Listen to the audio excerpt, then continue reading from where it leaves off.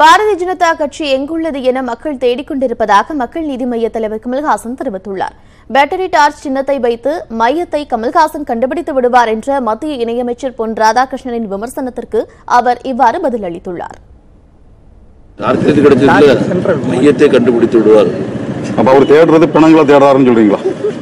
நீங்க மயானத்தை சொல்றீங்க, நான் மையத்தை சொல்றேன். மையம் தெரியாம அந்த இடத்துல நிக்கிறாருன்னு நினைக்கிறீங்களா? எப்படிங்க? அப்ப அவருக்கு மையம் தெரியாம அந்த இடத்துல நிக்கிறாருன்னு சொல்றீங்க.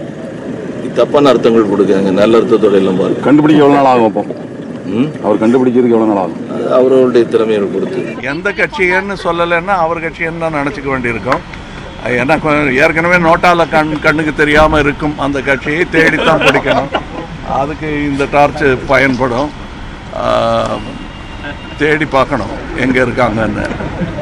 ஏன்னா மக்களும் தேடிக்கிட்டு இருக்காங்க. அந்த நோட்டால மிச்சம் இருக்கிறவங்களையும் வெளியே அனுப்புறதுக்கு பெரும் சிந்தனையுடன் இருக்கிறார்கள் மக்கள்.